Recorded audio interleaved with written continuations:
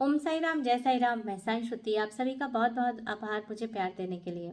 यहाँ आज हम नांदेड़ के रतन जी को कैसे साई कृपा से पुत्र प्राप्ति हुई उस विषय में वर्णन कर रहे हैं। उनकी कथा का वर्णन आपके समक्ष कर रहे हैं। यदि आप साई भक्त हैं तो कृपया हमारे चैनल को सब्सक्राइब, लाइक और शेयर करें। और साथ ही साथ यदि आप साई मेडिटेशन करना चाहते हैं तो फ्री ऑफ कॉस्ट इस चैनल में किया जाता है। सब्सक्राइब कर डिस्क्रिप्शन लिंक पे नंबर है, हमें मैसेज कर सकते हैं। तो चलिए, आज मैं आपके समक्ष एक कथा जो कि किस प्रकार से, आप तो हम सभी जानते हैं भक्त की कैसे बाबा कितनी सारे चमत्कार किया करते थे, और ऐसा ही चमत्कार नांदेड़ जी के रतन जी के साथ साईं गुरु जी ने किया। साईं गुरु जी के विषय में बताऊं कि नांदेड़ के जो रतन जी थे वो बहुत ही संपन्न व्यक्ति थे, प्रतिष्ठित व्यक्ति थे। उनके घर में किसी चीज़ की कोई कमी नहीं थी। वो बहुत ही दयालु थे, परोपकारी थे। लेकिन होता है ना कि जिसके घर में सारी सुख संपन्नता सारी चीज़ें होती हैं, लेकिन वो अंदर मन ही मन बहुत विचलित हुआ करते थे, क्योंकि भगवान जो है सबको सब चीज़ नहीं देता। हमें फर्स्ट प्राइमा फेसी हमें लगता है किसी के जीवन में देखने से कि ये इसके पास तो बहुत धन दौलत है, ये बहुत सुखी है। लेकिन ऐसा नहीं है कि धन दौलत होने से ही संपन्नता और सुख प्राप्त हो जाता है, क्योंकि उनका मन जो है बच्चे के लिए तड़प रहा था, क्योंकि उनके घर में कोई भी पुत्र संतान नहीं थी, कोई संतान ही नहीं थी। और इसके लिए वो बहुत बेचैन रहते थे। और जो रतन जी हैं उनके दासगणु पर बहुत ही दासगणु महाराज पर वो बहुत ही निष्ठा रखते थे और उनकी भी भक्ति करते थे। तो वो दासगणु जी से प्रार्थना करते हैं उनके जीवन में जो कमी है संतान प्राप्ति के लिए।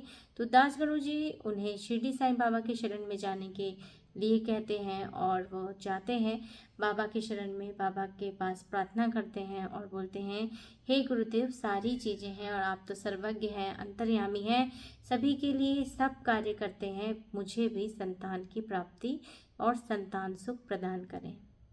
बाबा तो दयालु हैं, अंतर्यामी हैं। तो वह बोलते हैं कि सही बात है, चलो तुम्हें जो है संतान सुख की बहुत जल्द ही प्राप्ति हो जाएगी। लेकिन बाबा ने कहा कि तुम जो है सबसे पहले मुझे 5 रुपए की दक्षिणा दो। और जैसे ही रतन जी 5 रुपए की दक्षिणा दिए तो बाबा कहते हैं 3 रुपए 14 आने हम तुमसे ले चुके हैं, तो बाकी पैसे पैसे दो।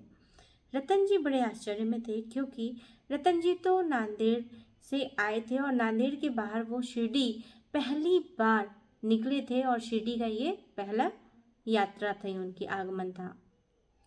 उन्होंने कहा, जब मैं शिरडी आया नहीं, साईं गुरु जी से मिला नहीं, तो वो पैसे मैंने इन्हें कब दिए। उन्होंने वो गए और दासगणु महाराज से इस विषय में चर्चा की कि साईं बाबा कह रहे थे कि 3 रुपए 14 आने उन्होंने मुझसे पहले ही ले लिए हैं। दासगणु महाराज भी बड़े असमंजस पे, उन्होंने भी बहुत सोच विचार किया और तत्पश्चात उन्होंने यह निष्कर्ष निकाला कि क्या आपके घर कुछ दिनों पहले एक यवन मौला आए थे और आपने उनके आतिथ्य सत्कार में कितने पैसे खर्च किए थे। रतन जी बोलते हैं कि अरे हमने तो 3 रुपए 14 आने ही खर्च किए थे। तो ऐसे हैं हमारे साईं। और तब दासगणु महाराज कहे कि उस 5 रुपए में से 3 रुपए 14 आने जो है वो बाबा ने ही जो है उस स्वरूप में आपसे ले लिए हैं, तो अब आप बच्ची दक्षिणा दें।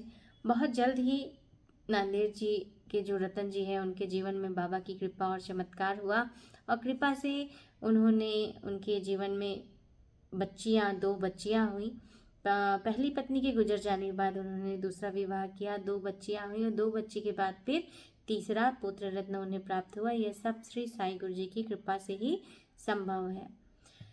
यहाँ पे मैं आपको बता रही हूँ कि यदि आप साईं गुरु जी का मेडिटेशन करना चाहते हैं और ये चाहते हैं कि मेडिटेशन फ्री ऑफ कॉस्ट सारा का सारा इस चैनल में किया जाता है, जीवन में सुख और शांति लाना चाहते हैं, तो आप कर सकते हैं। डिस्क्रिप्शन लिंक पे मेरा नंबर दिया गया है, मुझे कांटेक्ट कर सकते हैं। और 2 क्लासेस होती हैं, 5 से लेके लगभग पौने 7 तक। तो जिस भी क्लास में आपको सुविधा अनुसार लगता है आप ज्वाइन कर सकते हैं। आपके कमेंट मेरे लिए बहुत मायने रखते हैं, तो कृपया कमेंट कीजिए और इसी तरीके से मुझे हमेशा प्यार दिया करें। ओम साई राम, जय साई राम।